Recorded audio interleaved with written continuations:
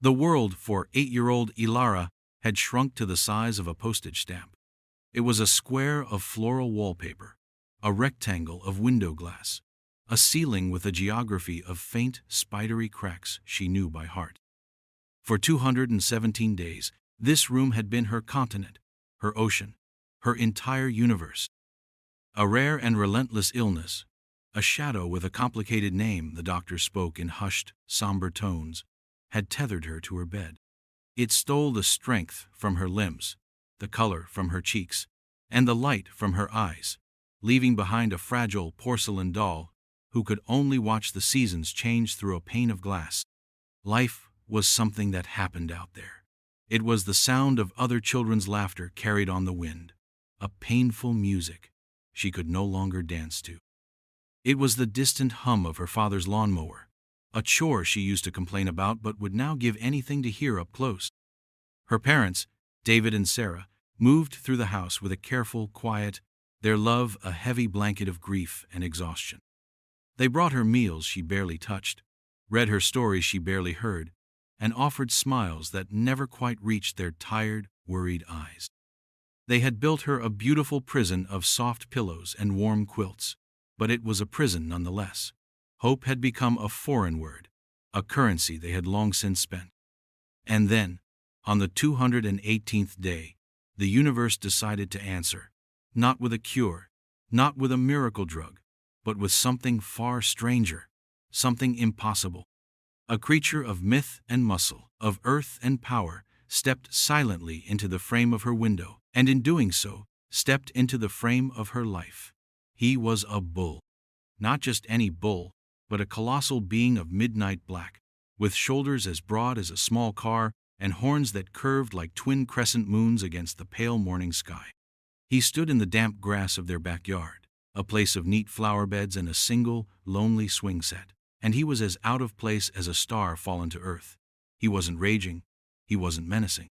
He was simply there, a silent, breathing mountain that had appeared from nowhere, his gaze fixed, impossibly, on her window. The world held its breath. The sick little girl in the bed, who had forgotten what it felt like to be surprised, stared out at the magnificent, terrifying beast. And the beast stared back, not with aggression, but with a deep, unnerving stillness, as if he had been waiting for her. He had crossed an invisible line into their world, and for the first time in a very long time, Ilara felt a question bloom in her heart, a question that had nothing to do with pain or medicine. What happens next? The reaction from her parents was a symphony of quiet panic.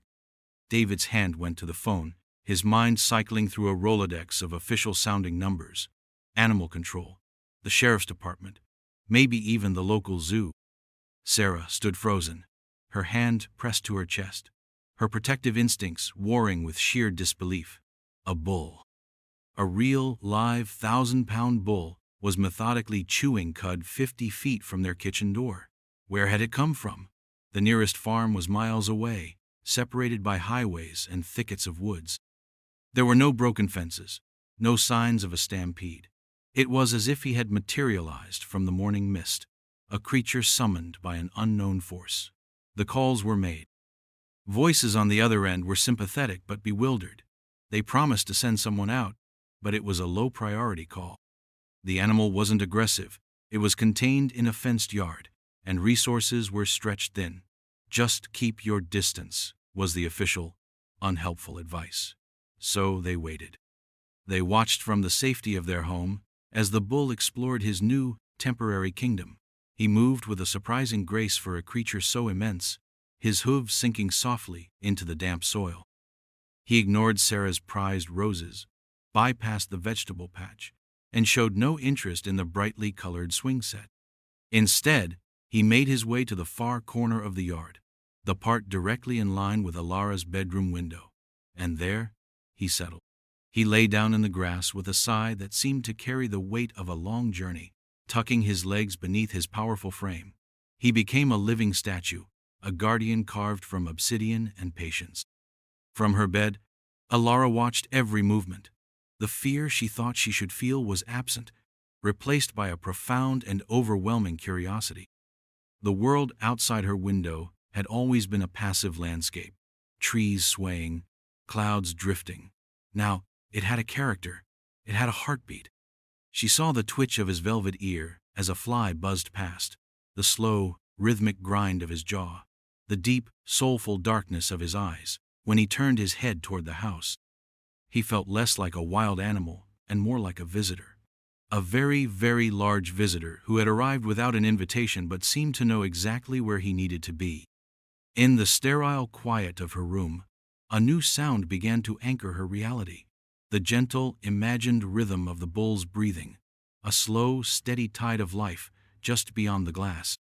For the first time in months, Ilara wanted something. She wanted a name for him. Not a farm name like Bessie or Spike. He was too grand for that.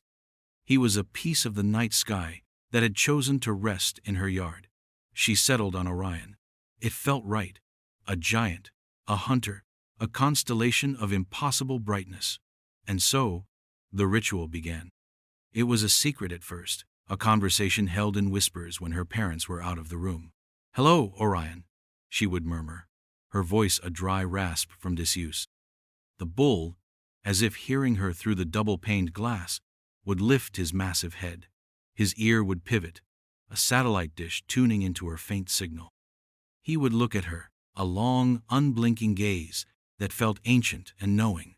There was no scientific explanation for it, no logical reason, but in her heart, Ilara knew he was listening. He became her confessor, the keeper of all the thoughts she was too tired to share with anyone else. She told him about the dream she had of running, her feet pounding against cool grass. She described the taste of strawberries, a memory so vivid it made her own mouth water.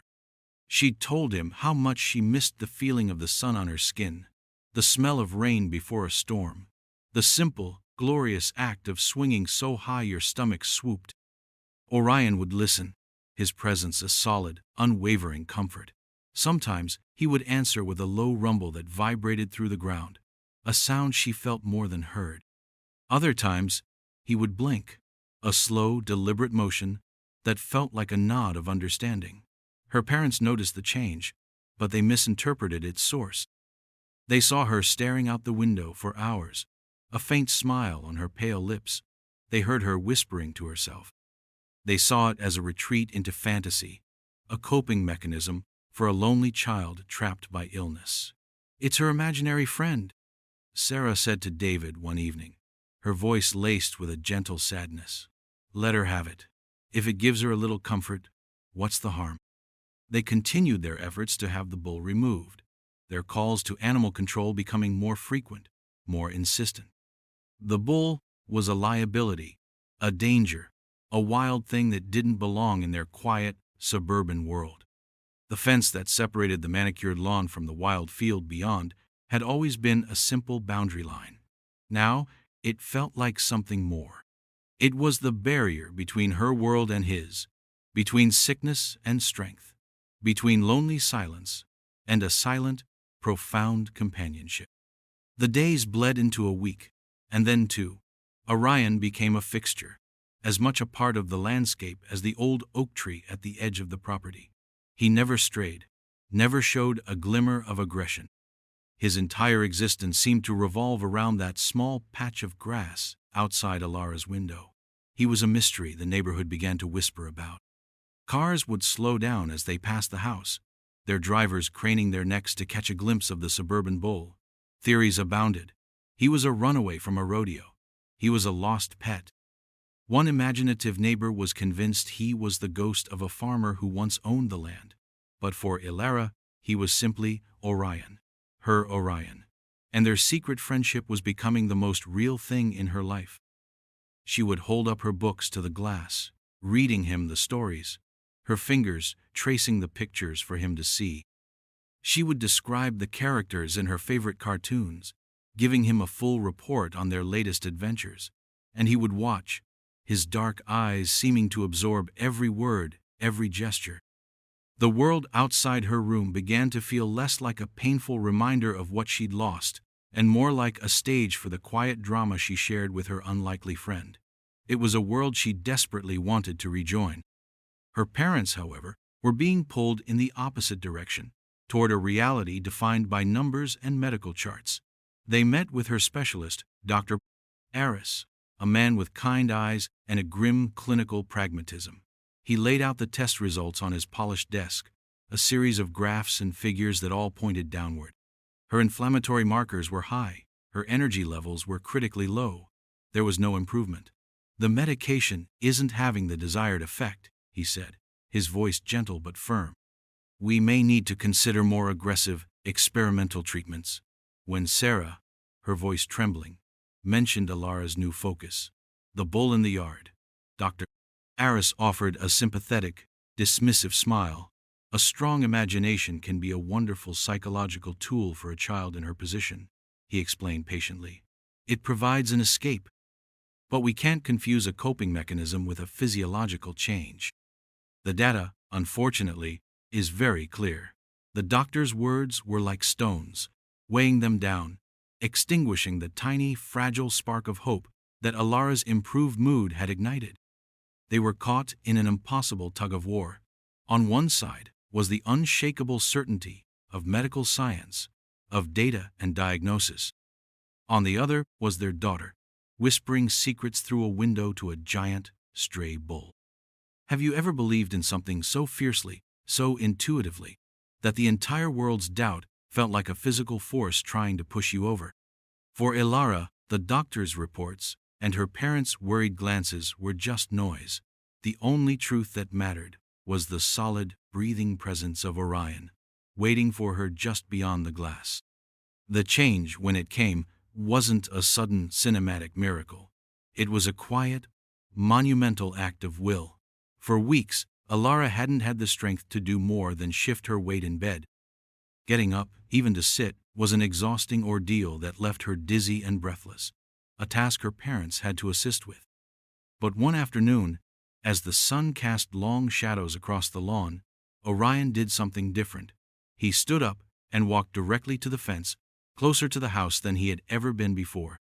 He rested his massive head over the top rail, his gaze fixed on her window.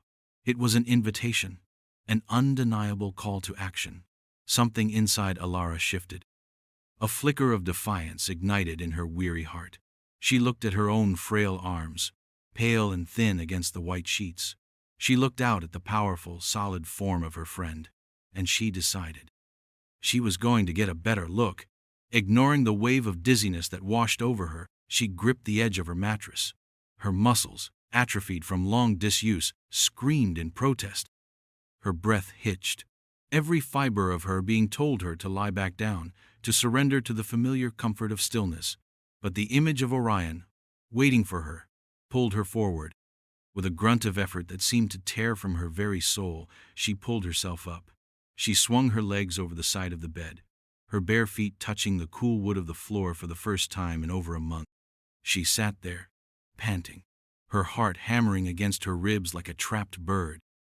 The room spun, but she squeezed her eyes shut and held on, anchored by the singular goal of seeing him, of being closer to him. At that exact moment, her mother, Sarah, walked in with a tray holding a glass of water and her afternoon medication. She stopped dead in the doorway, the tray rattling in her hands. The sight before her defied all logic, all medical precedent. It was her daughter, her impossibly weak daughter, sitting upright on the edge of the bed, entirely on her own. Sarah didn't see a sick child anymore. In that moment, she saw a warrior. She saw a fierce, unyielding determination shining in Alara's eyes. Her gaze followed Ilara's to the window, to the colossal black bull standing patiently at the fence watching them. The logic of Dr. Aris, the cold finality of the charts, it all evaporated. A new, wilder possibility took its place. Maybe, just maybe, this wasn't a fantasy. Maybe this was medicine of a different kind. That single act of sitting up became the first stone in a new foundation. The goal was no longer simply to survive the day. It was to get outside. It was to cross the invisible barrier of the glass and the all-too-real barrier of the back door. It was to feel the grass beneath her feet and to finally meet her friend. Alara's life transformed into a series of small, heroic battles. Physical therapy was no longer a chore her parents had to coax her into. It was a mission. Each leg lift, each arm stretch, was a step closer to Orion. She would position herself so she could see him from her floor mat, his steady presence, a silent source of encouragement. He became her coach, her audience, her reason. "One more, Ilara," her father would say, his voice thick with emotion as he helped her practice standing. "For Orion," and she would push through the pain, her eyes locked on the gentle giant in the yard. The parents, now converts to this strange new faith, became her dedicated allies. They charted her progress not in medical terms, but in milestones of hope. The day she stood by herself for 10 seconds, the day she took her first shaky step from the bed to the window, the day she walked, clinging to the walls, all the way to the kitchen and back. Each victory was celebrated with tears of joy and disbelieving laughter. Dr. Eris was kept informed via phone calls, his professional skepticism audible even through the receiver. He cautioned them against false hope and anecdotal evidence, but even he couldn't deny the improvements her parents described. He agreed to move up her next appointment, a note of pure curiosity creeping into his clinical tone. The day finally came when Ilara announced she was ready. It was a warm afternoon, the air smelling of cut grass and blooming honeysuckle. David carried a kitchen chair outside and placed it near the fence. Sarah helped Ilara into her favorite dress, a sunny yellow one she hadn't worn since the previous summer. The walk from the back door to the fence was the longest, most arduous journey of her life. Leaning heavily on her father's arm, she put one foot in front of the other, her legs trembling. The world felt dizzyingly large and bright after her confinement. The sun was warm on her face, a feeling so exquisite it brought tears to her eyes. Orion, who had been lying down in his usual spot, rose to his feet. He watched her slow, deliberate approach, his body perfectly still, radiating an aura of profound calm. He didn't move toward her, but waited, as if he understood the gravity of this moment. He was letting her come to him, on her own terms, in her own time. She reached the chair her father had set out and sank into it, her breath coming in ragged gasps. For a moment, she just sat there, 10 feet from him, separated only by the thin wire of the fence.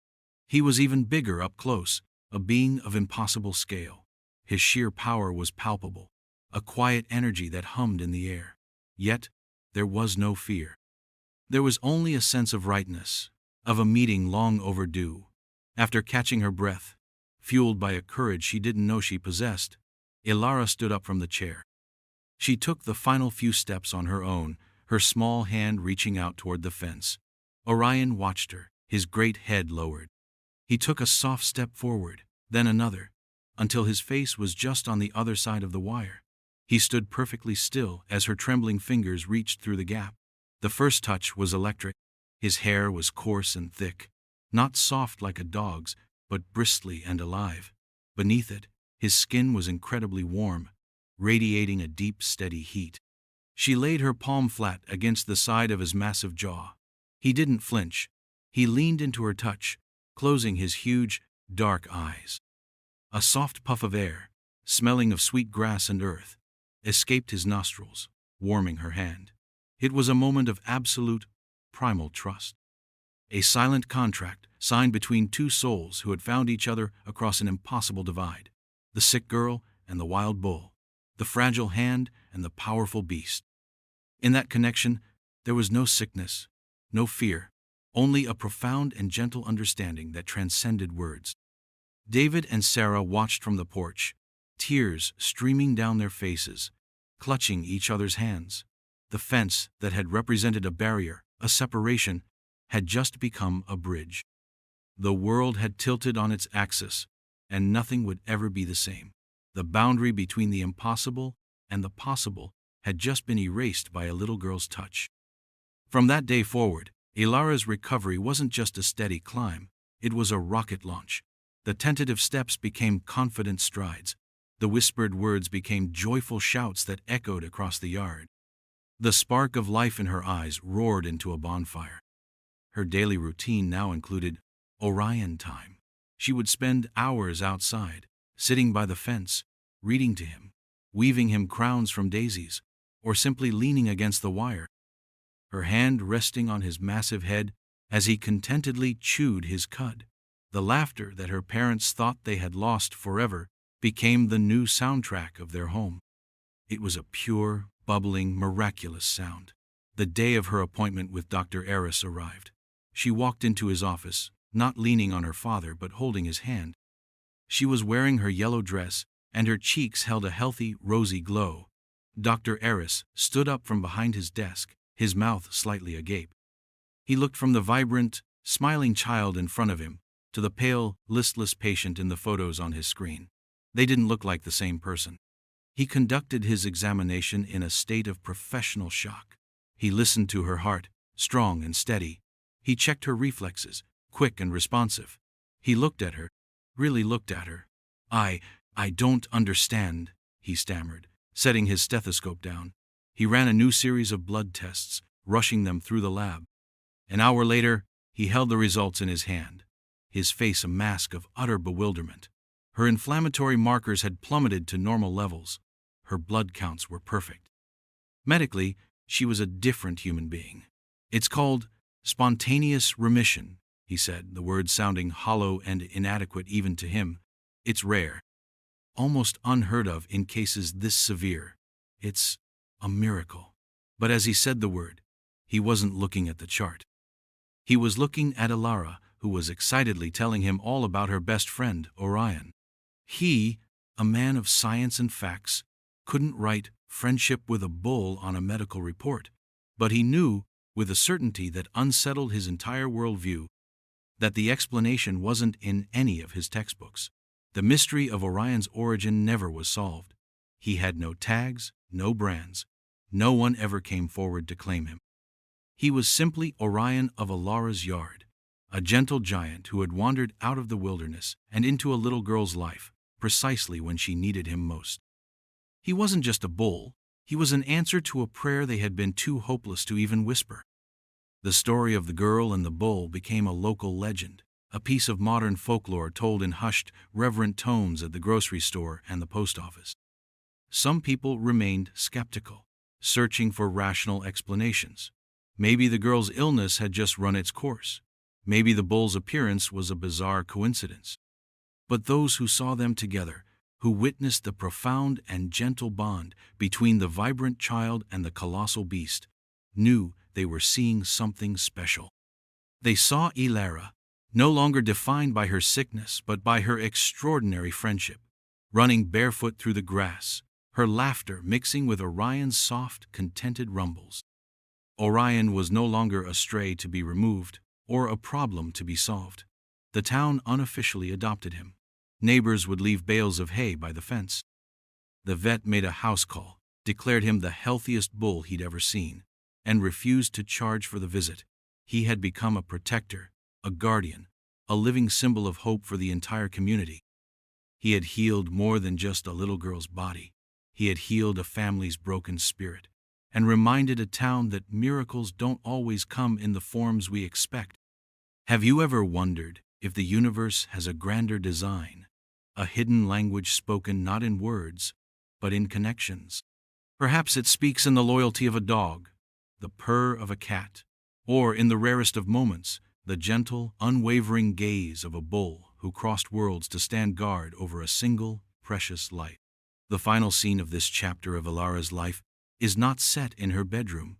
It's set under the vast, open sky, painted in the fiery oranges and deep purples of a setting sun.